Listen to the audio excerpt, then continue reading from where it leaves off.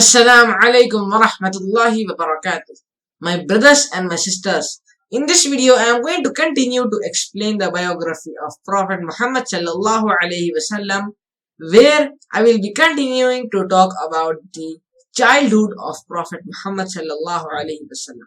So my brothers and my sisters, in the last video we have talked about the birth of Prophet Muhammad sallallahu alaihi wasallam.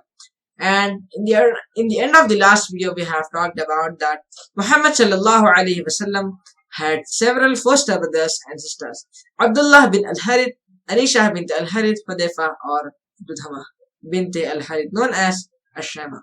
And she used to take care of the Prophet. And Abu Sufyan bin al-Harith bin Abdul Muttalib, the Prophet's cousin, Hamza bin Abdul Muttalib, the Prophet's uncle, was suckled by the same two witnesses. Weba as Sadia, who suckled the Prophet. There are delightful traditions relating how Halima and her entire household were favored by successive strokes of good fortune while Muhammad sallallahu alaihi wasallam lived under her care as an infant. So my brothers and my sisters, I am going to continue from here in this video. In the last video we have talked about Tilka. Now Ibn Ishaq states that Halima narrated that she, along with her husband and a suckling infant, set out from her village in the company of some women to Banu Sa'd bin Bakr in quest of children to suckle. She said it was a year of drought and famine, and we had nothing to eat. I rode on a brown mule. We also had with us an old she-camel. By Allah, we could not get even a drop of milk. We could not have a wink of sleep during the night, for the child kept crying because of hunger. There was nothing enough milk in my breast, and even the she-camel had nothing to feed him. We used to constantly pray for rain and immediate relief. At length, we reached Makkah looking for the children to suckle. Not even a single woman among us accepted when Allah's Messenger sallallahu alaihi wasallam was offered to her. As soon as they were told that was an orphan, they refused him. We had fixed our eyes on the reward that we would get from the child's father. An orphan, what were his grandfather and mother likely to do? So we refused to accept him because of that. Every woman who come with me got a suckling infant, and when we were about to depart, I said to my husband, by Allah, I do not like to go back along with other women without an infant. So I should go to the orphan and I must take him. He said, there is no harm in doing so. Perhaps Allah might bless us through him. So I went and took him because there was no any other alternative left for me but to take him. When I lifted him in my arms and returned to my place, I put him on my desk. And to my great surprise, I found milk in it. He drank to his heart's content, and did his foster brother, and then both of them went to sleep, although my baby had not been able to sleep the previous night. My husband then went to the she-camel to milk it, and to astonishment, he found plenty of milk in it. He milked it and we drank to our fill and enjoyed a sound sleep during the night. The next morning my husband said, oh, by Allah, oh Halima, you must have understand that you have got a blessed child.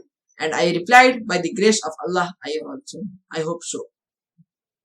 So my brothers and my sisters, this is what the Halima said. The tradition is clear on the point that Halima's return journey and her subsequent life, as long as the Prophet stayed with her, was encircled with a halo of good fortune. The donkey that she rode when she came to Makkah was lean and almost lame.